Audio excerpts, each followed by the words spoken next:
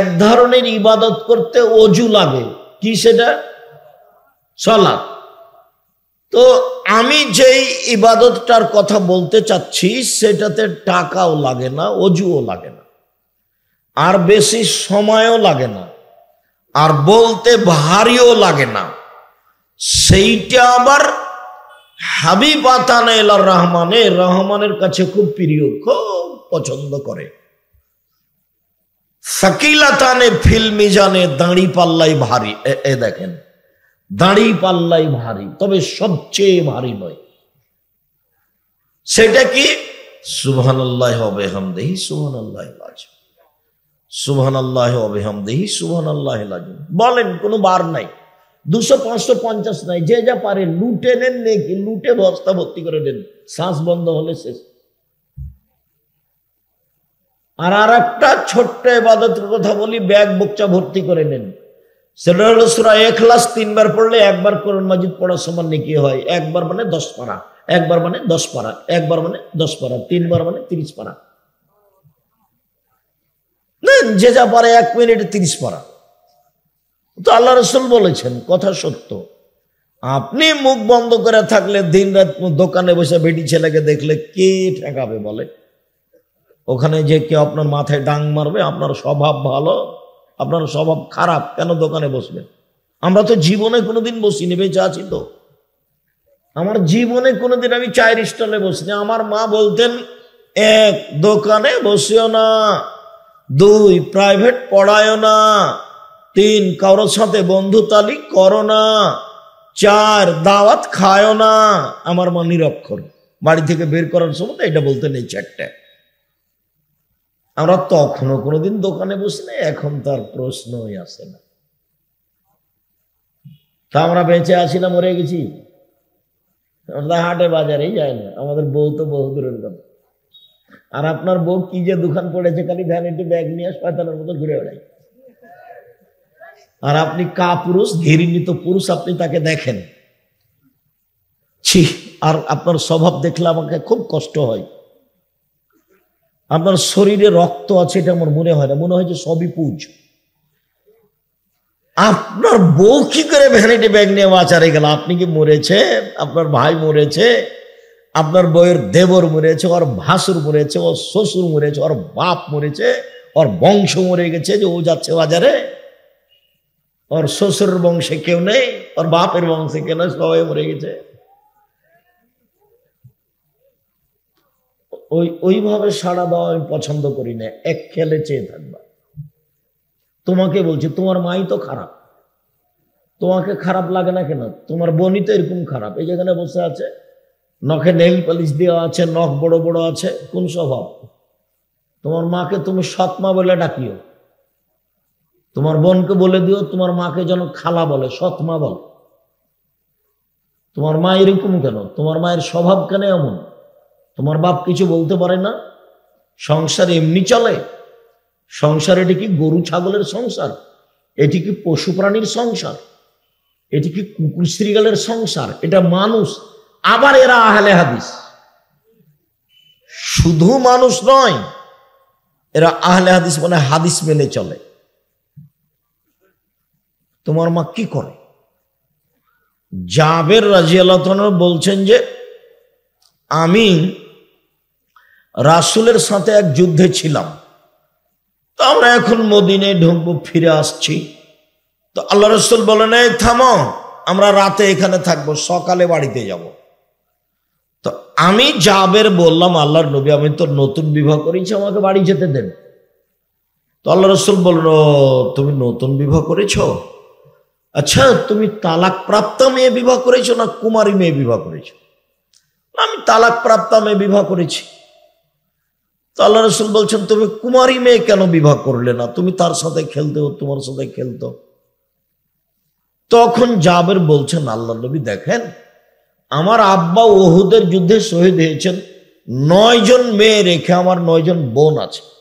আকরাহু আন আতাযাওয়াদা মিসলাহুন্না অফিরাতিনাল খারকা, আমার বোনদের সমবয়সের বুদ্ধি কম মেয়েকে আমি বিবাহ করা পছন্দ করিনি 4টা কারণে। আল্লাহর নবী, আমি বেশি বয়সের মহিলা বিবাহ করেছি 4টা কারণে। আমার বোনদের সমবয়সের কম বয়সের বুদ্ধি কম মেয়েকে বিবাহ করতে চায়নি 4টা কারণে আল্লাহ নবী। এক, লে তুয়াল্লে মাহুন্না, আমি বেশি বয়সের মহিলা বিবাহ করেছি যাতে করে আমার স্ত্রী আমার বোনদেরকে বিদ্যা শিখাতে পারে। 2, বলে তুয়াদ্দে বাহুন্না, আমার স্ত্রী যেন আমার বোনদেরকে শিষ্টাচার শিখাতে পারে। 3, বলে তুরাজ্জেলাহুন্না, আমার স্ত্রী যেন আমার বোনদের মাথার চুল চিরনি করে সাজগোজ করে পরিপাটি করে রাখতে পারে। 4, বলে তাকুমা আলাইহিন্না, আমার স্ত্রী যেন আমার বোনদেরকে পাহারা দিতে পারে। বলো তোমার মা কি পাহারা দেয়? বলো তোমার মা কি শিষ্টাচার শিখে দেয়? তোমার মা তো শিষ্টাচার শব্দই শোনেনি। শিষ্টাচার তখন ঘোড়ার ডিম। যে একটু আগে আপনারা যেমন খেপে উঠলেন 2 মিনিট 3 মিনিট 5, আমি তো 9টায় আসতে চেয়েছি, তো যাক দেরি হয়েছে। তো ধৈর্য কাকে বলে? ধৈর্য হলো ঘোড়ার ডিম। মানুষের সবাই ধৈর্য বলে, তো ঘোড়ার ডিম যেমন দেখা যায় না, ধৈর্য তেমন বাস্তবতা কেউ জানে না। ধৈর্য কি জিনিস? যখন যার মন চায় সে তা বলে নেই, করে নেই। ফেসবুকের মতো হুজুরও বলছে যে পেশাব করে দেওয়ার মুখে, কত কি যে বলছে হুজুর একবার লুটে খেয়ে নিছে একবার। কে ধৈর্যের কথা বলবে আর কে শুনবে? যত দিন যাবে মানুষের স্বভাব তত বেশি খারাপ হবে, মানুষ হয়ে যাবে বিবেকহীন। আল্লাহ রাসূল বলছেন, দেখো কাইফা বিকুম বিজামানিন, তোমাদের কি হবে, যুগের কি হবে। আবু মুসা, তোমাদের কি হবে, যুগের কি হবে। উবকিতুম মিন হুসালাতিন মিনান নাস, যেদিন তোমরা থাকবা আগাছার মাঝে, সমাজে কেউ ভালো মানুষ থাকবে না, প্রায় সবাই পশু প্রাণী গরু ছাগলের মতো। সেদিন তোমাদের কি হবে, যুগের কি হবে। মারে জাতুল ওহুদ ওয়াল আমানাত, আমানতও থাকবে না, অদা অঙ্গীকারও থাকবে না, কারো কাছে 10 পয়সা নিরাপদে থাকবে না। খুব ব্যতিক্রম। মাওলানা, হাজি, গাজী, মসজিদের ইমাম, সভাপতি সবাই 10 পয়সা লুটে খেয়ে নিবে। সেদিন তোমাদের কি হবে, যুগের কি হবে। আবু মুসা, তোমাদের কি হবে, যুগের কি হবে। ওয়াখতালাফু বাইনান নাস, মানুষের মধ্যে মতবিরোধ বাড়বে, কেউ কারো কথা মানবে না। দেখো মতবিরোধ কিভাবে ঢুকবে, দেখো দেখো দেখো দেখো, এই যে সাব্বাকা বাইনা আসাবে। আল্লাহ নবী নিজের তার ডান হাতকে বাম হাতের আঙ্গুলের মধ্যে ঢুকে দেখালেন, এই যে এইভাবে মতবিরোধ বেড়ে যাবে, কেউ কাউকে মানবে না। সেদিন তোমাদের কি হবে, যুগের কি হবে। বলেন তাহলে ফামা তামরুন, আপনি বলেন আল্লাহ নবী কি করতে হবে বলেন। তখন আল্লাহ রাসূল বলছেন, শোনো, 1, আলজাম লিসানাক, মুখখান বন্ধ রেখো, মুখ ব্যবহার করিও না, করলেই বিপদ। মুখ ব্যবহার করবো না। এই ছেলেরা, যাও বসো, এখানে দাঁড়িয়ে আছো কেন? তোমরাই কি দেখাশোনা করছো নাকি? ছোট বড় সব বসো, জায়গা তো সামনে আছেই। রাস্তাঘাটে কেউ কোথাও থাকবেন না। আমি আপনার জন্য এসেছি অনেক কষ্ট করে, দয়া করে আপনি আমাকে কাজ দেখাবেন না। এখন যদি আপনি দোকানে বসে বসে থাকেন তাহলে আপনি ওই পশু প্রাণীর অন্তর্ভুক্ত। আমি আপনার জন্য এসেছি এবং এখানে এসেছি খুব কষ্ট করে, অনেক লম্বা পথ। দোকানে আপনি বসে থাকবেন, গল্প করবেন, এই জন্য আমি আসিনি। আপনার স্বভাবটা একটু ভালো করেন। এখন কুকুর স্ত্রীদের মতো পশু প্রাণীর মতো কোনো জায়গাতে দোকানে বসে চা খাবেন, আড্ডা পিটবেন, আর আমি এখানে কোরআন হাদিসের কথা বলবো, আপনার এত ঘৃণিত স্বভাব আমি দেখতে চাই না। আমি আপনার জন্য এসেছি, আপনাকে আমি অনেক ভালোবাসি। কিছুক্ষণ কথা হবে, আপনার বিরক্তির আগে শেষ করব কথা ইনশাল্লাহ। রাজশাহী ফিরে যাব, ক্লাস নেব ইনশাল্লাহ। সম্মানিত দিনী ভাই বোন, তোমাদের কি হবে, যুগের কি হবে আবু মুসা? তো বলেন কি করব? মুখখান বন্ধ রেখো, মুখ ব্যবহার করিও। ভালো কথা ছাড়া মুখ ব্যবহারই করবে না। মানুষে তোমাকে মেরে প্রতিশোধ নিবে, এমনিতেই মারবে। লাইদিল কাতেল ফিমা কাতালা ওলা মাকতুল ফিমা কোতেলা। হত্যাকারী বুঝবে না কেন আমি মারলাম, নিহত ব্যক্তি বুঝবে না কেন আমি মরলাম। ব্যাপারটা কি, আমাকে মারছে কেন? আমি তাকে চিনি না। যে টাকা দিয়েছে সে জানে কেন মারছে, তো যে টাকা নিয়েছে সে তো জানে না। বলে দিয়েছে তোকে 50,000 টাকা দেবো, ওকে মারাই, তখন মারছে, তখন ও তো জানে না কেন মারছি। এখন যাকে মারা হচ্ছে সে বলছে ব্যাপারটা কি, আমাকে মারছে কেন, এ কে?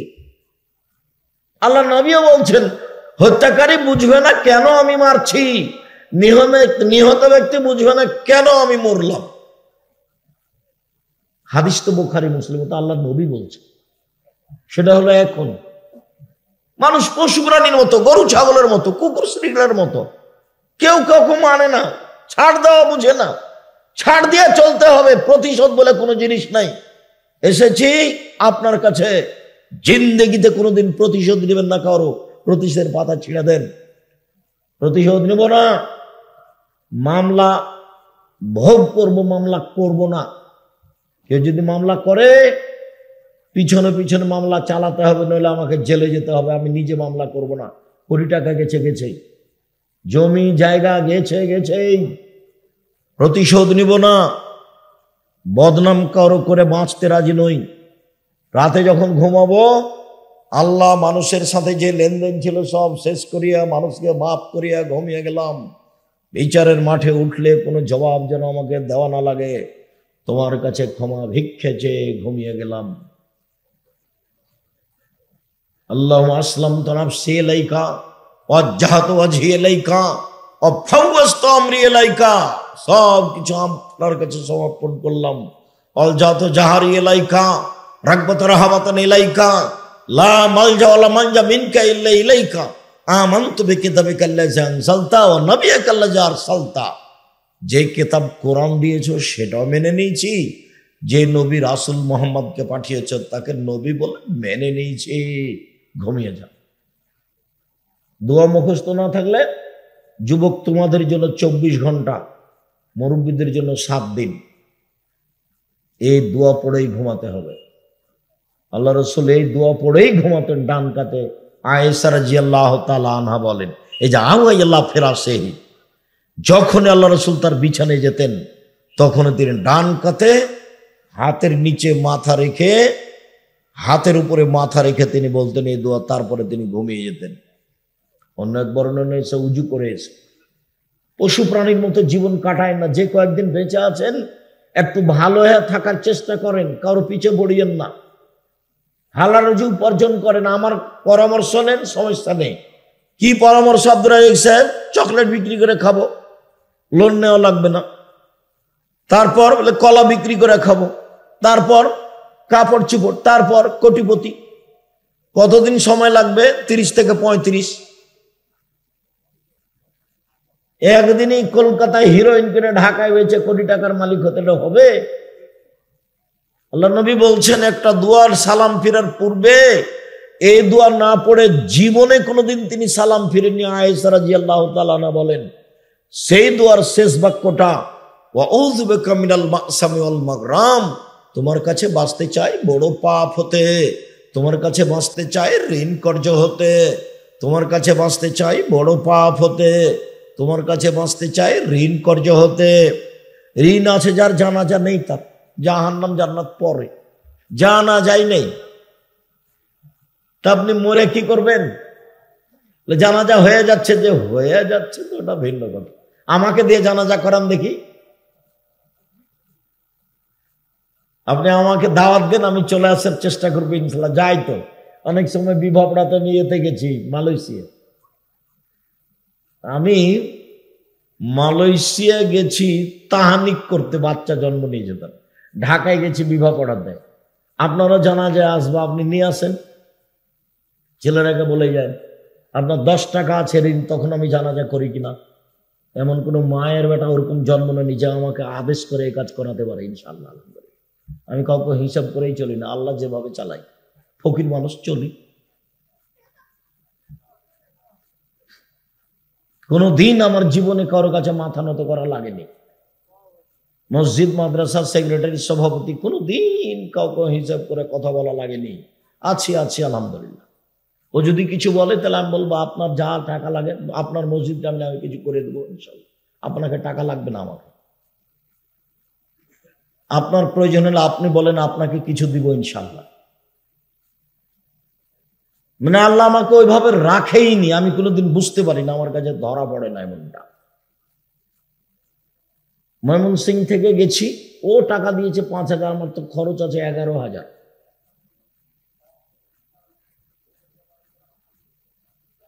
সম্মানিত দিনী ভাই বোন, আমি আপনাকে আজকে আন্তরিকভাবে অনুরোধ জানাতে চেয়েছি, স্বভাব ভালো করতে হবে যে কোনো মূল্যে, যে কোনো মূল্যে।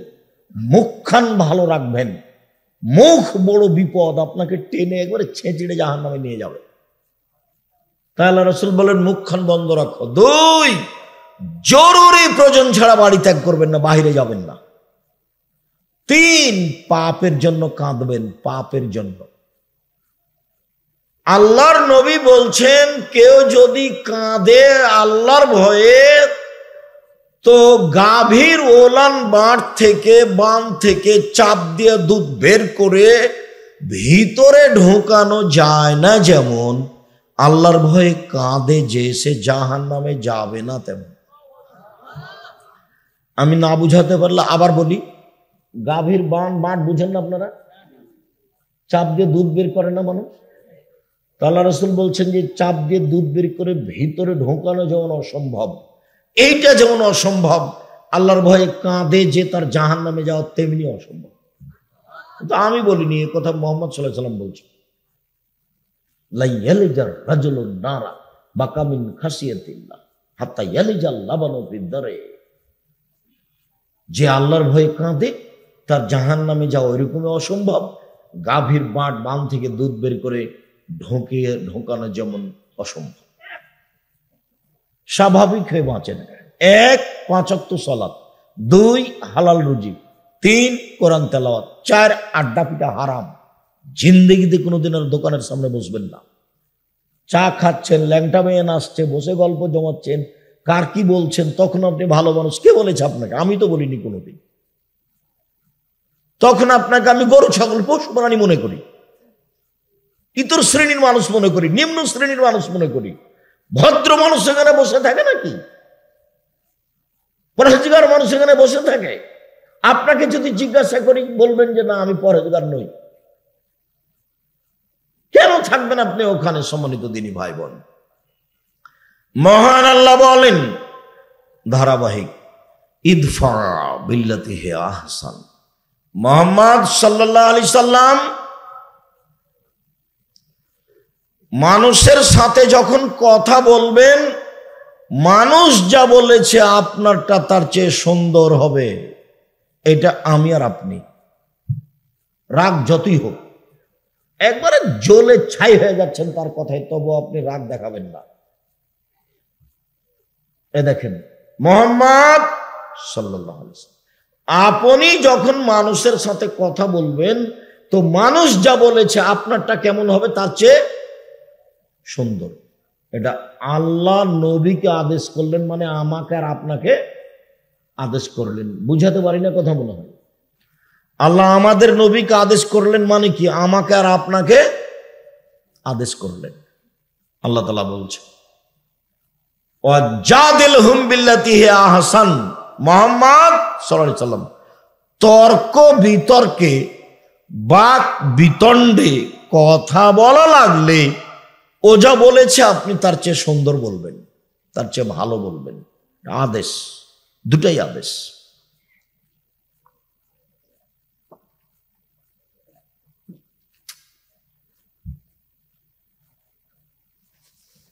3 মুহাম্মদ সাল্লাল্লাহু আলাইহি সাল্লাম শুনুন, আল্লাহর পক্ষ থেকে বড় দেয় যে আপনার স্বভাবটা নরম, আপনার স্বভাব কর্কশলে লানফাদ্দু মিন হাওলেক, আপনার পাশ থেকে মানুষ সরে যেত, কে আপনার পাশে আসতো না। শুনুন, ফাফু আনহুম, মানুষকে মাফ করুন, মানুষকে মাফ করুন। পৃথিবীর মানুষ মাফ করতে শিখো। মাফ, ছাড় দাও। আচ্ছা করেছে, আচ্ছা বলেছে, আচ্ছা মাফ করে দিলাম, মাফ করে দিলাম।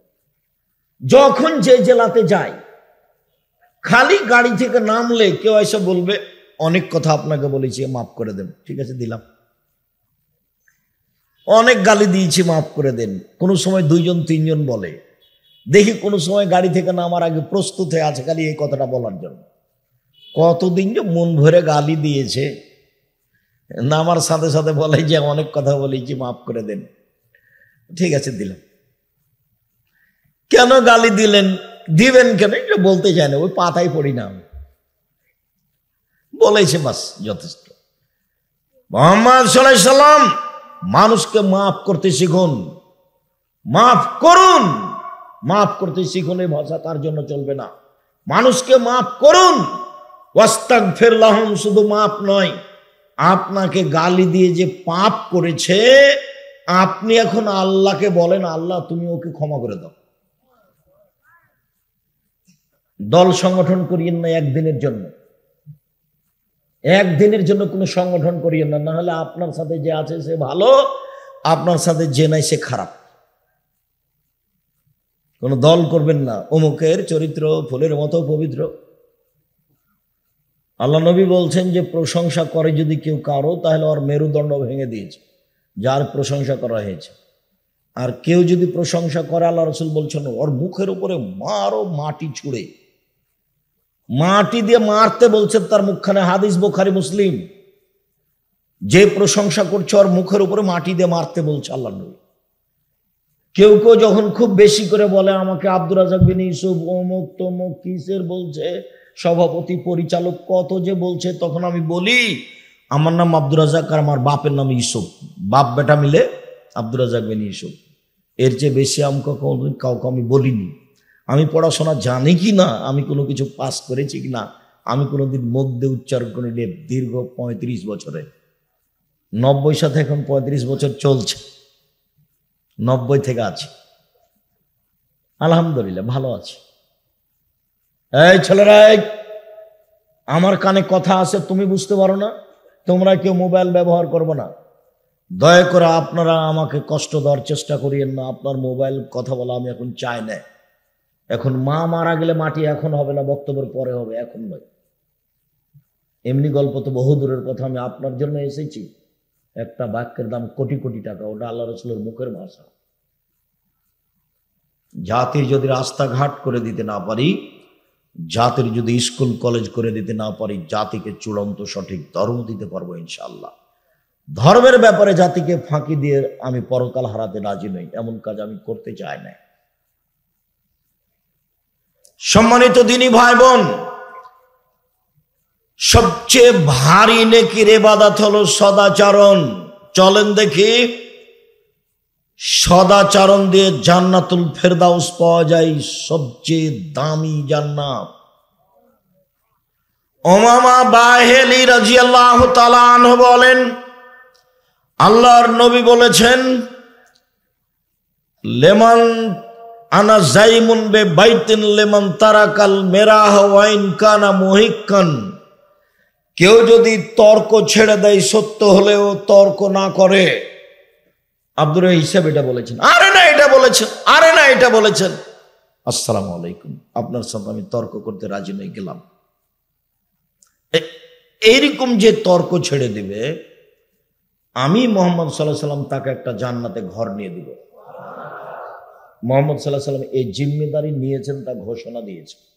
2, বাইতিন ফি রাবাজিল জান্নাহ লিমান তারাকাল মিরাহ ওয়াইন কানা মাজে। মজাক করে হলেও কেউ যদি মিথ্যা না বলে, মজাক করে হলেও কেউ যদি মিথ্যা না বলে, আমি মুহাম্মদ সাল্লাল্লাহু আলাইহি সাল্লাম তাকে জান্নাতের মাঝামাঝিতে একটা ঘর নিয়ে দেব। 3, আলাল জান্নাহ লিমান হাসানা খলকাহু, যে তার চাল চলনকে ভালো করলো আমি তাকে জান্নাতুল ফেরদাউস নিয়ে দেব। চাল চলন কি জিনিস? কেন চাল চলন তো বুঝি, ওই যে ওকে স্বভাব ভালো, ছেলেটা খুব ভালো, ব্যবহার খুব ভালো, ছেলেটা খুব লুতুবে নরম কথা বলে, ছেলেটা খুব ভালো, এই যে ভালো চাল চলন। ওর কথা বলছি দুমখটার দুনিয়ার বদ, আর মুখ কত খারাপ, ওকে দেখতে মন চায় না, বলে না মানুষে। এই যে মানুষ ভালো মন্দ বুঝে, এটাই হলো ভালো চাল চলন। ভালো কথা ভালো কর্ম, ভালো কথা ভালো কর্ম, প্রতিশোধ নেই, প্রতিবাদ নেই, প্রতিশোধ নেই, বদনাম গীবত নেই, বাস ওটা গেছে। আজকে সকাল হতে হতে বড় ভাইয়ের হাত ধরে আপনাকে ক্ষমা নিতে হবে। আজকে গন্ডগোল কিন্তু বড় ভাইয়ের কারণেই হয়েছে। আপনি ছোট, ক্ষমা আপনাকে নিতে হবে, এবং আজকে নিতে হবে। এখন বক্তব্য শেষে ক্ষমা নিয়ে ঘুমাবেন। ভাই ভাই যা হয়েছে ভাইজান মাফ করে দেন আমাকে। ঘটনা কিন্তু বড় ভাইয়ের কারণেই হয়েছে। এমন ভাবে হয়েছে, বলছে দুই ভাই পাশাপাশি বাস করে, বলছে বেটাটাকে তোর চাচা যেন এখান থেকে বের হতে না পারে রে, কাঁটা দিয়ে ঘেরে দে, কেমনে বাড়ি থেকে বের হয় তা দেখবো, তাই বলছে। আর আমাদের গ্রামে বাপ মরার পরে গন্ডগোল হয়েছিল, দুই ভাইয়ে জমি জায়গা ভাগ করতে করতে ঢেঁকিটা কেটে ভাগ করে নিয়েছে। এটা আমার চোখের সামনেকার ঘটনা বলছি। আর দল পার্টি করা লোককে আমি দেখেছি, যে বিরোধী দল পরাজয় বরণ করলে, হেরে গেলে কি একটা কারণে ছেলেটা পরীক্ষা ফেল করেছিল বিপক্ষ পার্টির, তখন এ গরু জবাই করেছে খুশিতে, গরু জবাই করে খা। এটা আমার চোখের সামনে। জীবনে কোনোদিন 1 মিনিটের জন্য কোনো দল, কোনো সংগঠন, কোরআন দিয়ে সংগঠন করুক না কেন, তাও করবেন না। কেন? তখন আপনার ভিতরে সংকীর্ণতা আসবে। সংকীর্ণতাই আহলে হাদিস মানুষকে অনেক খাটো করে রেখেছে। আপনি আমাকে ইকবালপুর মসজিদে খুতবা দেওয়াতে পারেন না কেন? সামনের জুমায় দিয়ে দেখি। আর আপনি আছেন জামিয়া সালাফি, খোলা আছে মাঠ, আপনি খালি বলবেন, মেথর দিয়ে বলবেন আব্দুর রহিম সাহেব আছেন বংশাল মসজিদে খুতবা দেন, মেথর দিয়ে বলবেন, সম্মান লাগবে না। আর সম্মান তো উপরে আছে। বলেন দেখি, এক মাওলানাকে বলছে আসেন জামিয়া সালাফের সম্মেলনে, হাসছে, আসেন, হাসছে, তাহলে আমি বলছি আপনার বাপও পারবে না। আমি এই ভাষায় বলছি আপনার বাপও পারবে না, আমাকে ডাকেন, কালকে চলে আসবো আমি। এ কথার অর্থ নাই যে আমি আব্দুর রাজ্জাক বিন পড়ে আছি, পড়ে নাই। জামিয়া সালাফে খুতবা দেন, যাতায়াত 3000 টাকা সম্মানে, আর 10,000 টাকা পাতে 13,000 টাকা দিবে প্রতি জুমাই। এটা জামিয়া সালাফিয়া। কিন্তু দেশের এশিয়া মহাদেশে বড় মসজিদ তৈরি হচ্ছে রূপগঞ্জ নারায়ণগঞ্জে, 100 বিঘা জমির ওপরে। খাটো করে দেখার আপনার কোনো পথ নেই, উপরওয়ালা করে। আমি নিজে করলে আপনি কিছু করতে পারতেন। আমি তো কচুর পাতার পানি, কচুর পাতার পানি বুঝেন না? এই যে পানি কচুর পাতার উপরে থাকে, তো বাতাস আছে, তখন কি করে? এই যে পড়লো, এই যে পড়লো। আমি তো কচুর পাতার পানি, আমার কি দাম আছে? আমার 5 পয়সা দাম নেই। 100 বিঘা জমির উপরে প্রায় রূপগঞ্জ নারায়ণগঞ্জ 21 নম্বর সেক্টরের সাথে লাগা জামিয়া সালাফে রূপগঞ্জ নারায়ণগঞ্জ 22 বিঘা খালি মেয়েদের জন্য। রাজশাহী 40 বিঘা জমির উপরে ছেলেদের শাখা, 77 বিঘা জমির উপরে মেয়েদের, 40 বিঘা খালি পুকুর। 5000-এর বেশি ছেলে মেয়ে পড়াশোনা করে, 519 জন খালি এতিমি আছে, 5000। 300 জন শিক্ষক শিক্ষিকা আছেন, 32 লক্ষ টাকা মাসে বেতন লাগে, 32 লক্ষ। এটা ছিল 2024-এর হিসাব, 25-এর আমার কাছে এখনো আসেনি। জামিয়া সালাফের উপরে আপনার ভালোবাসা থাকা উচিত, এটা আহলে হাদিসের সম্পদ। 13-14 সম্মেলন আসেন দেখি আপনি, 13-14 সম্মেলন। পাকিস্তানের মৌলানা থাকবে, ভারতের থাকবে, সৌদি আরবের থাকবে, বাংলাদেশের থাকবে। পাকিস্তানের মৌলানা থাকবেন, ভারতের মৌলানা থাকবেন, সৌদি আরবের মৌলানা থাকবেন, বাংলাদেশের থাকবেন। এর নাম জামিয়া সালাফিয়া, দেশের সর্ববৃহৎ প্রতিষ্ঠান জামিয়া সালাফিয়া। দেশের সর্ববৃহৎ প্রতিষ্ঠান জামিয়া সালাফিয়া আয়াতনে, শিক্ষক মানে, শিক্ষক গুণে, শিক্ষক সংখ্যায়, ছাত্র সংখ্যায়, বিদ্যা দেওয়াতে সর্বোচ্চ স্তরে আছে জামিয়া সালাফিয়া। সাত করে যাবেন, 40 বিঘার উপর আছে রাজশাহীতে। রাজশাহীর মসজিদটা 90% জমির উপরে চারতলা আছে, 90%। উত্তরবঙ্গে এত বড় মসজিদ নেই। আর এটা যেটা রূপগঞ্জে তৈরি হচ্ছে, সেটার একতলাতে 7 থেকে 10 হাজার মানুষ সালাত আদায় করতে পারবে।